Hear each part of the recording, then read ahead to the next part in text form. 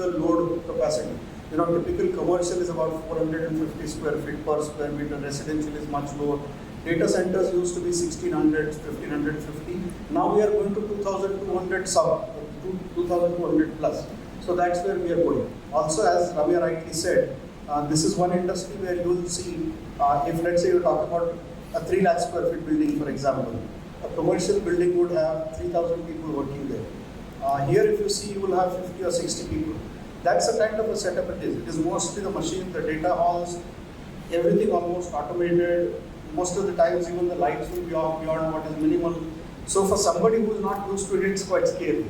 So that much different this business is than most of the businesses. So obviously the policies have to be customized to understand what needs to be done. And most of the states now are becoming aware. They have done a great amount of, I would say, work in learning, trying to understand how different this business is and the requirement. And accordingly, each state, good thing is every state seems to be in competition with other states to attract more investment, which is good for the sector, good for end customer. And that's playing to the advantage of the whole state. Excellent view, sir. Thank you so much. I will now move on to the third and also the most talked about growing industry in real estate, fraternity. Flexible workspaces. And my first question is to Mr. Prasanth Gopinath. Prasanth, what as per you is the future of workspaces, especially in the pandemic era? I'm sure you've answered that quite many times, but your views, please. I think the future is in being present. It means getting people back to work and being present in office. This has been the requirement from developer fraternity to employers, and even from an employee perspective as well. The trend that we are seeing is evolving is how much of this collaborative working brings efficiency into the space. And now, when it comes to collaboration, it is more of open space, more of your touch and feel, and how you look at all the sensors around and then give the color combination to the spaces, to the ergonomics, to all of that. So the trend which is evolving basically more in this flexible spaces in the flexibility that it provides. One thing which is missing, which I have been talking to various managed office players, are the flexibility is not just getting into a space where everybody is continuous. Which means if Banyan community is a location which is sought after, every managed office player goes around. I believe you should be coming more to a work near home concept than a work from home concept.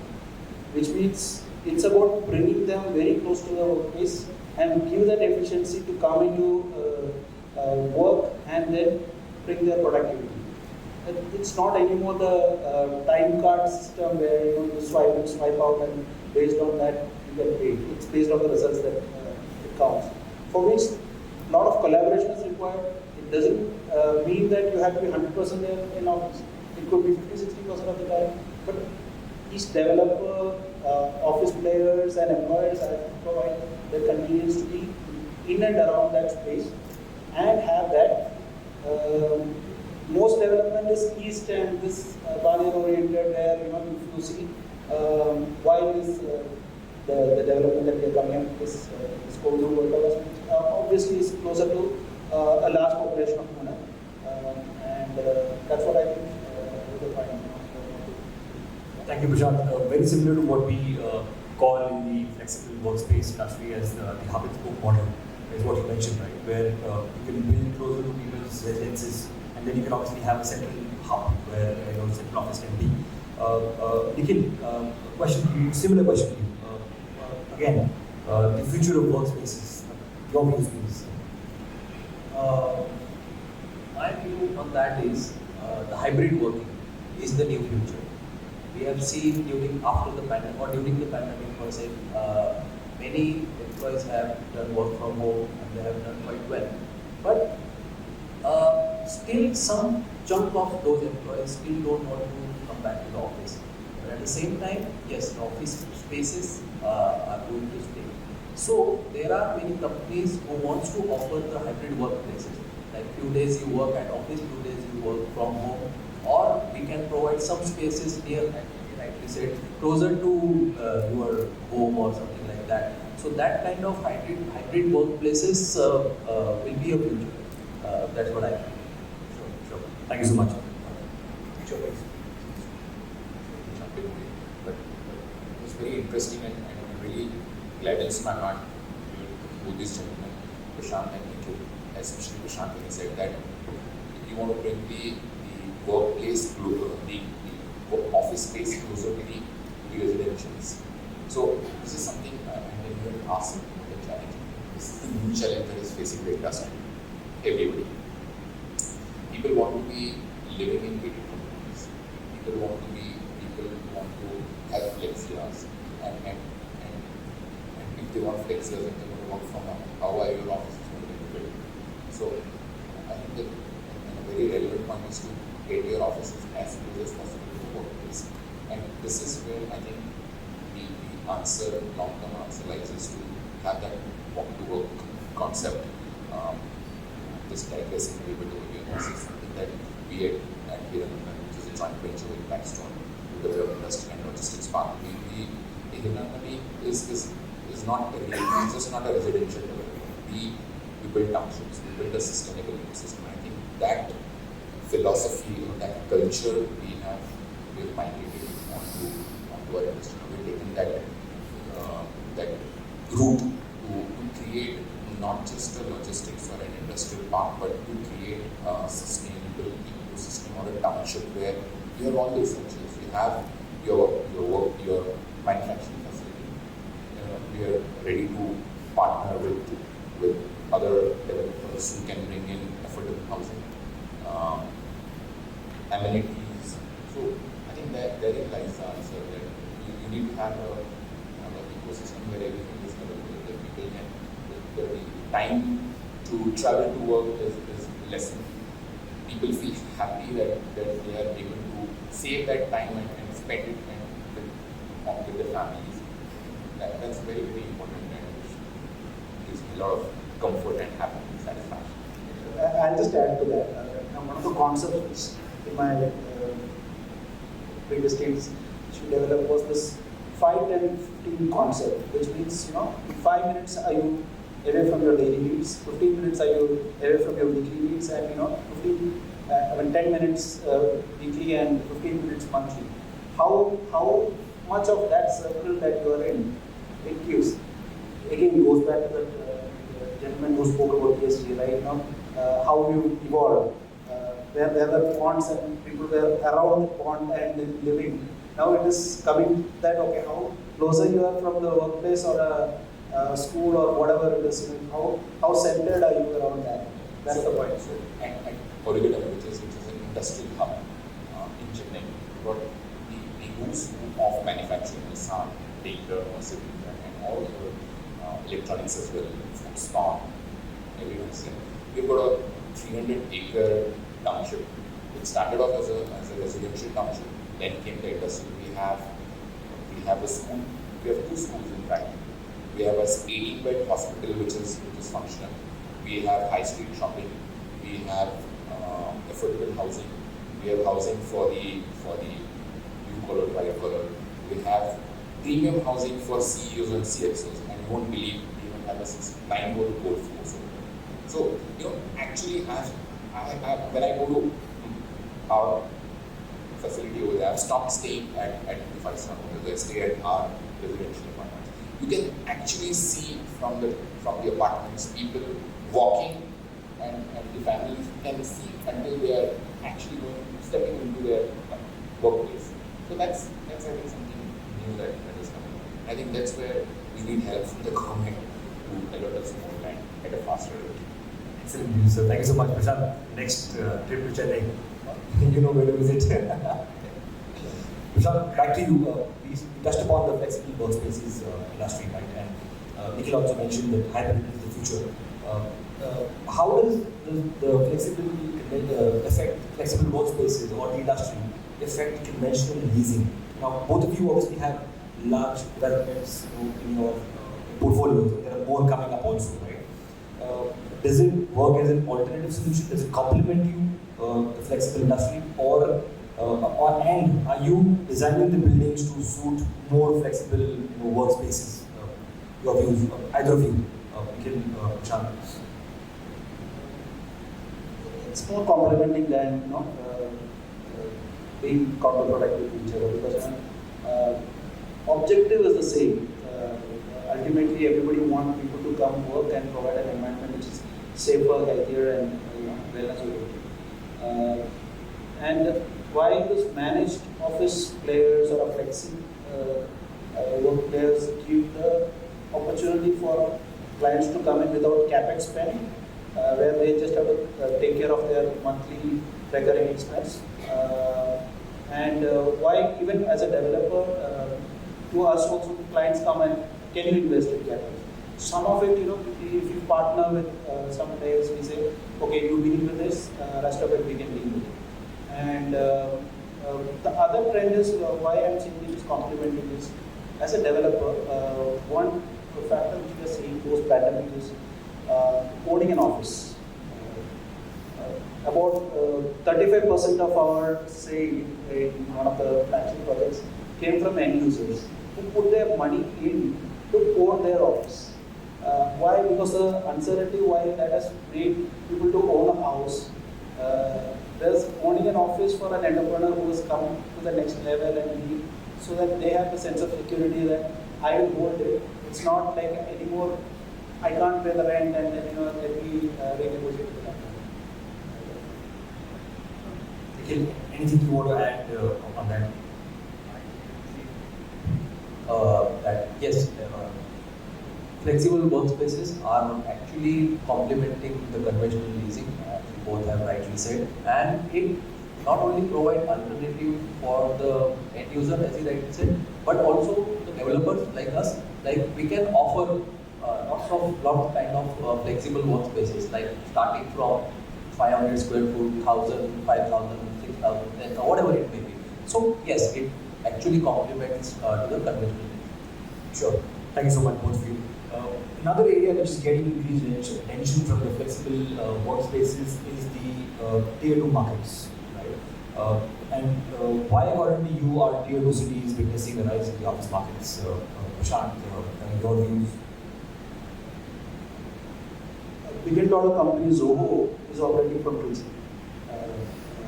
which means the company which has got listed in New York and then operating out of India is in one of the rural areas of India, the southern part, and then operating full-fledged and working fabulously well. If that can happen, it's about you going near to the talent, right? The talent migration was typically happening to the cities where they have more opportunities. Now opportunities are going to their places and then coming closer. So right from Indore, Jaipur, and to this Coimbatore, Trichy, that side, the demand for those flexi operators have ever increased, and for them it provides that pay-per-use flexibility in terms of starting their any venture, because there are more startups than ever in India also. India growth story is fascinating. Now for startup to get in a space, they're straight away not going to get into 100,000 square foot space. Give me 10 seats, give me 15 seats, who provides that flexibility? That's provided by these flex operators. Now flex operators from there, the cheaper and faster and better will be tier 2, and hence that progression can happen from tier 2. And India, across cities, if you notice the growth pattern of cities, it's always mostly non-core, right? It's come from this side to that side, and now it's a spread rather than progression towards the 12 o'clock to 1 o'clock. This is more towards the around the clock. I agree completely. Yeah, I'd like to add. First is, as you rightly said, the opportunities are going towards the talent, and the talents are also preferring those opportunities which are closer to their home or closer to their native place. That is number one. Number two, the tier 2 cities, in the tier 2 cities, the cost of living is considerably low. If you compare the cost of living in Pune as with Nasik or Aurangabad, the Nasik and Aurangabad, yes, they are way cheaper than Pune and Mumbai. Third point is about the infrastructure. We have discussed a lot about the infrastructure in the metro cities, and yes, we should accept the fact that in cities like Mumbai, Bangalore, the infrastructure is about to collapse. So, the traffic time, the time to reach your offices is taking the hell long. So that's the reason people are not only employees, but yes, companies are also preferring the tier 2. I agree completely. I think tier 2 cities have been on the edge for a very long time, right? Pre-pandemic, and the pandemic and the remote working has brought them to the limelight, right? And that's why we're seeing a lot of companies going closer to employees, be it Indore, Jaipur, Chandigarh, down south, which you mentioned, right? And flexible office operators have taken that with the stride, and they've gone to those markets. Now let me take the tier 2 markets discussion to you, Mr. Prabhu. In your opinion, and from a logistics and warehousing perspective, how the investments in tier 2 cities looking like with the increasing warehousing demand? And I think this also touches upon the regional warehousing section. Yeah, so let me do a different. I have one point on this, the logistics which you were asking me. When I was thinking also, isn't the future of logistics drone? Which means if you can pick up things and drop at the place where it is, just take it from there. It's called BV LOS, Beyond Visual Line of Sight drones. You can't see where it's going. Yeah, you're right. But coming back to your question, let me answer it a little differently. We all play cricket. Most of us play cricket. Initially, until 1990s, I think the Indian cricket team comprised only from 4 states: Chennai, Mumbai, Delhi, and then came Minus and changed the whole landscape of Indian cricket. And you're wondering why did that happen suddenly? And then you see now the representation in the Indian cricket team is more from tier 2 cities than from tier 1 cities. Earlier Mumbai used to have 7-8 players from in the Indian team. Chennai had 2-3, Delhi had, now we hardly have 1 or 2. But you see Umran Malik from Kashmir and from everywhere you see. I think this is something similar that is happening here. We always have the 4 metros which will always be the strong: Delhi, Mumbai, Bangalore. And if you see the total demand in terms of logistics, year on year is about 80 million square feet. 40 million square feet is coming from the 4 metros. The balance 40 million is coming from these tier 2 cities. So you like Ahmedabad, Rajpura, Indore, Bhubaneswar. So we are meeting a lot of traction coming from there. And then you wonder why is that happening? It's growing faster than the demand which is coming from the tier 1 cities. And probably one of the catalysts to that is the pandemic. But that's not going to be continuous. It's a one-off event. Once world gets back to its own original ways, everything will. But it's more about infrastructure development that the government is putting in. There's a lot of roads, the connectivity. Everything has become now closer to each other. Earlier when people used to talk about South Mumbai and used to talk about Andheri, people used to say, "Kaun jayega Andheri? Andheri dekha hi nahi hai." They used to look like South Mumbai. Now it's become so faster, metros, everything. I think that is the same thing that is happening over here. Also, the population, such a huge population, young population, aspiring population, people who have access now with internet to good education. So even if you're sitting in a village, you still can get onto this Byju's app and this EduTech apps and can aspire to go into an IIT and that's happening. I can see it in my village as well. People are looking at education. That is one of the biggest. Which means more and more people getting educated, more and younger population, which means more disposable income with you, and then they preferring now. It's not like whatever the boss says you do. They demand that I will be here only. I have my flexi. So this means that the demand is now going to get spread to tier 2, tier 3 cities, and that's a very very good signal, because that means that the development will spread. There will be uniform development everywhere, and tier 2, tier 3 cities are the next bet for at least us. We are looking at Indore, looking at Bhubaneswar. I'm traveling to Bhubaneswar next. Coimbatore, as you rightfully said, Bangalore, of course Bangalore can't say Kochi, North, you have Rajpura. You've never heard of these cities, before. Jaipur. So yes, tier 2, tier 3 cities are the next in line for the real estate development, logistics, and for everything else. Excellent news, sir. My last question, the data center panelists, Sandeep sir and Ramesh, sir.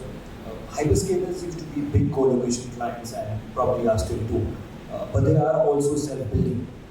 Does that create a concern for your business cases? No, that's an interesting point you raised. But as an analogy with the panel out here, I'll just put it: co-working space existing inside a commercial development. So not a perfect analogy, but we work hand in hand, right? So if you globally look at how some hyperscalers work, some of them would prefer co-location spaces. You give them the best of network, lower latencies, give them the best of infrastructure. Their team will come and set up their servers. Some of them prefer to self-build, but the ones who prefer to self-build also have a co-location team. So, up until now, they've had in India preference for co-location.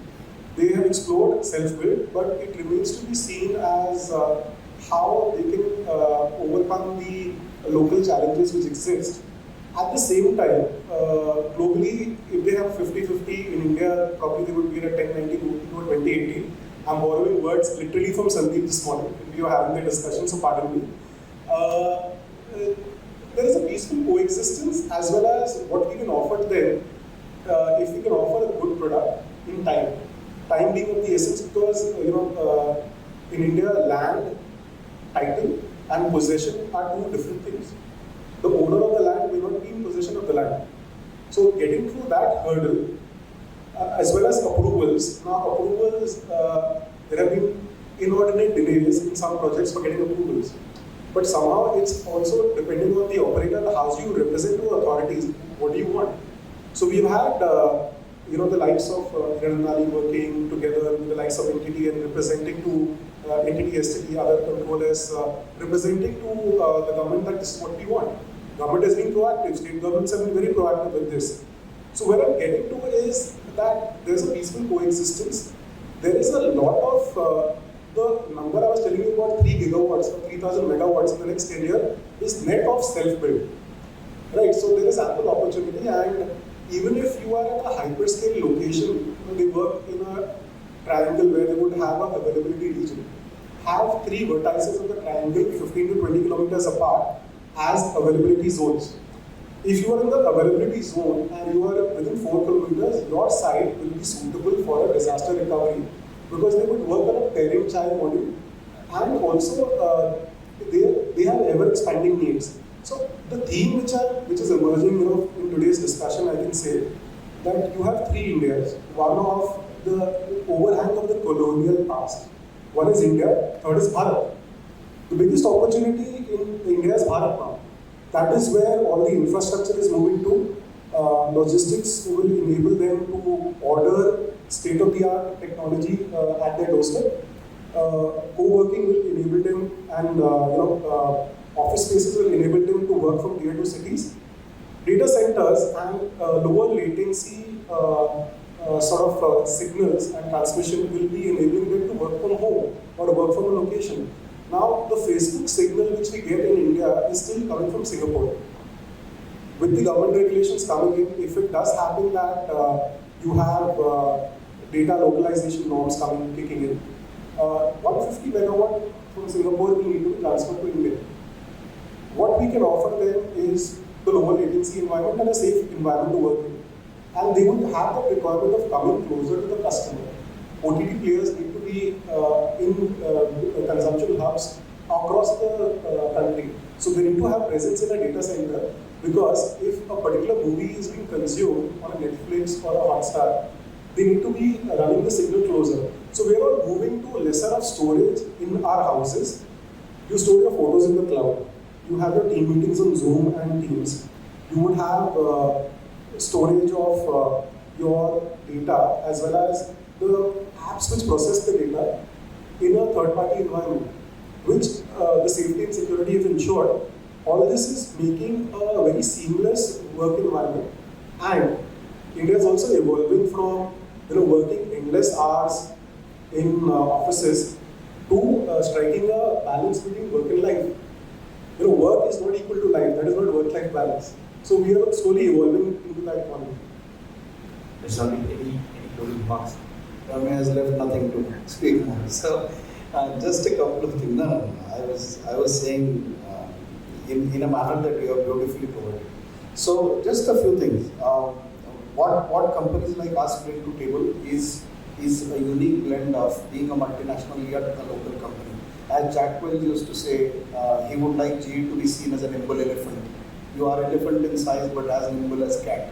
So we are very, very flexible, very agile when it comes to working like a local company, and we bring to our table the reputation, the system, the reliability, the global connects of a multinational. So that's one part. Second is competition makes you fitter. A fish in an aquarium is always more agile, more alive, more fit. The other way around. The fish in river is always more agile and fitter than the fish in aquarium. Is the life tougher for him? Yes, indeed. But that's where its real life is.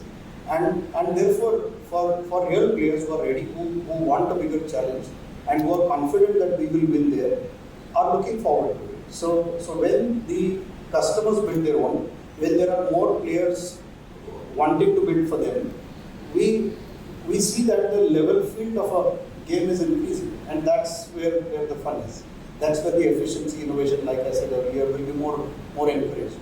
I think you touched upon a very similar example with the flexible industry, right? Occupiers taking their own spaces versus taking with the flexible operators. And we've seen a lot of examples where occupiers sometimes get to take their own spaces, right? So it doesn't necessarily work as a competition like you were explaining, right?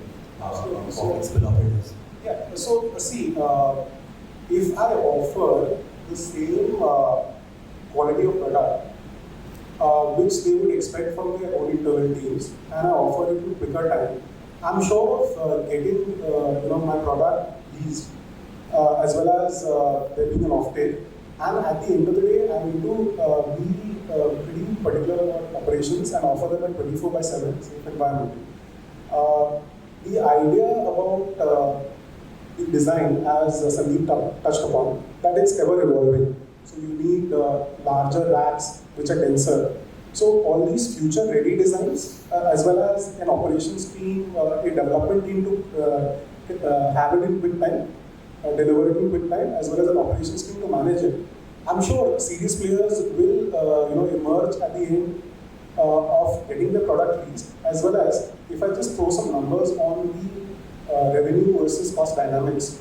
In data centers, you are typically looking at the mid-teen, 14 to 16% yields on cost. Now the costs are huge. It is per megawatt around $6.5 to $7 million USD, and revenues around $1 to $1.2 million USD. But to achieve that end state, I need to have all my ducks in a row and have these teams aligned. Because sometimes for a new entrant, it works probably better because we can have heads of departments talking to each other, aligned with similar sort of culture, and that percolated down to the team. So we've identified areas of investments, fundraising, design, development, sales, and business development and operations, which are key areas. You have a key personnel in this, and one of the challenges is to get the right talent, right, across the board. So, we have companies like NTT to thank because the talent pool has emerged from there, and opportunities are given to L-1 to come up and step up and perform at where the heads of departments will perform. So all this intermix and interplay will obviously ultimately the product has to speak for itself, right? So, as an example, Apple, it's a product company, and the ever-evolving product really has those many takers. So we would want to deliver the best product possible, but it has to be cost conscious as well. You cannot really not optimize cost and go because then your returns go for a toss. So fine line is being done, balance is being created, and I think probably I echo the sentiment of all players across asset classes that there is that.